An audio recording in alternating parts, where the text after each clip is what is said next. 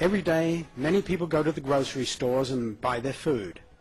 While many complain about the high price of food, little do they know that there is a Jewish tax that they have paid when purchasing most of their food, as some who dislike Jews argue.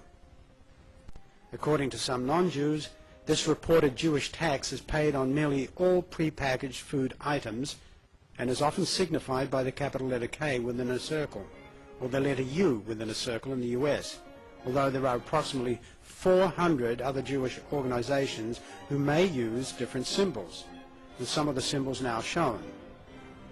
By displaying these symbols, this means that the food is in fact kosher, and that the company has paid a fee to rabbis.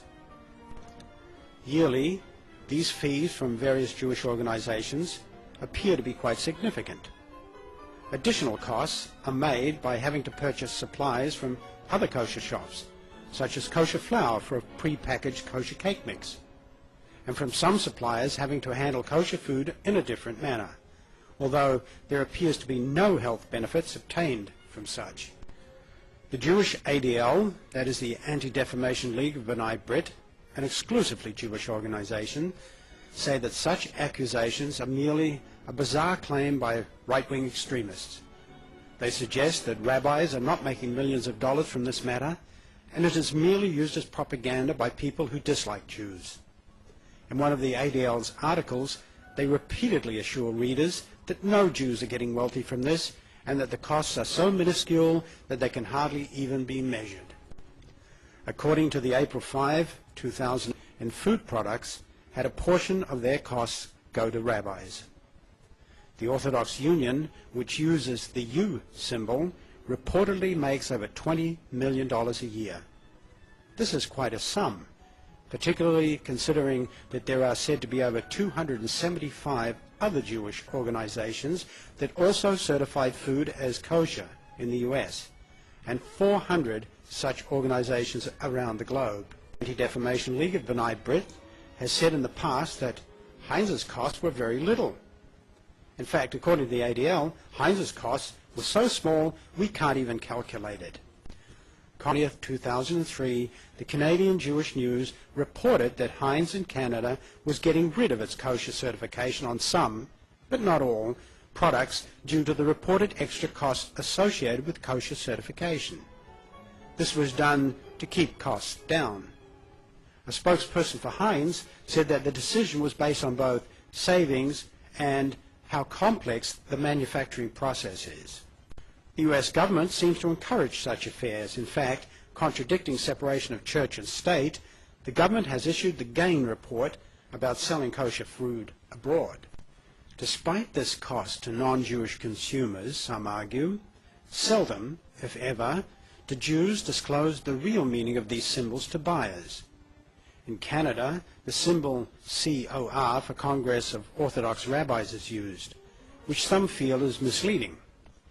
Dr. Lubomir Potulak, a retired Canadian psychology professor who is not anti-Semitic at all, has suggested that Jews should have a Star of David on the products so non-Jewish consumers know that they are in fact paying a Jewish tax. This would seem a bit more honest in their approach. Many people are vehemently against the Israeli occupation of the Mideast, yet these same people are paying for it to occur via the rabbinical kosher excise tax. Little do some non-Jews, even Arabs, realize that they may be helping subsidize Israel's wall of separation that goes through Palestinian neighborhoods by simply buying their food. Even if some of the money from the rabbinical kosher excise tax does not go to Israel directly, it certainly eases up other monies that can be then earmarked for such. Some non-Jews feel that these fees are an unfair burden to non-Jews, since it is non-Jews who pay the greater portion of the fees. The number of Jewish consumers does not affect the costs in most cases, and there is no evidence to indicate that this is the case.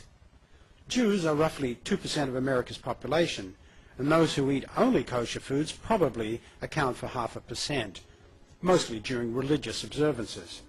Some smaller companies have done away with the Jewish tax after discovering that it didn't help business.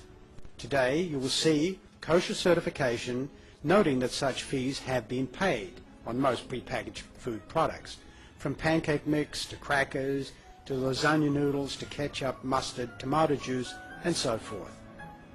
Tens of thousands of products now have this kosher tax. This kosher tax is not just on food products. In fact, nowadays you hear about kosher aluminium foil, kosher wax paper, and kosher plastic wrap. There are now kosher cleaning products, which you certainly don't eat either. There is kosher water. There is even kosher steel nowadays. In Jewish publications, it is made clearly known what is kosher. However, as some people have pointed out in Gentile publications, evidence that a kosher tax is to be paid is deliberately hidden. In this ad for Dovey pads, the kosher certification was brushed out deliberately. You'll never see an ad like this old one from Heinz Beans in a non-Jewish publication. Why is this if there is nothing to hide?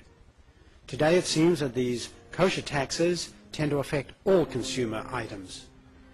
One honest Jewish publication of the past has aptly labeled this massive unfair rabbinical kosher excise tax as the kosher racket. As noted previously, there have been kosher taxes paid on $165 billion in food products in the U.S. in 2003, with just one organization receiving well over $20 million. Overall, according to the Albuquerque Tribune of July 29, 2002, costs are roughly $6 billion for kosher certification, or roughly $1 for every $30 spent on kosher certified products. Considering that non-Jews presumably consume at least 98% of kosher products with respect to the population, and therefore pay 98% of the costs, many non-Jews argue that it seems an excessive and unnecessary fee. If Jews wish to pay for their certification and the extra costs associated with that, most non-Jews see no problem. But that's not the case, as Jews seem to expect non-Jews to pay their bills and then scream anti-Semite where non-Jew opposes this. If Jews grow up being taught about this rabbinical kosher excise tax and realize that non-Jews pay the brunt of the expense unknowingly, why have no Jews opposed this? It is obviously that many Gentiles who know of this do not speak up. They are afraid of being said they promote anti-Semitism. But what is anti-Semitism?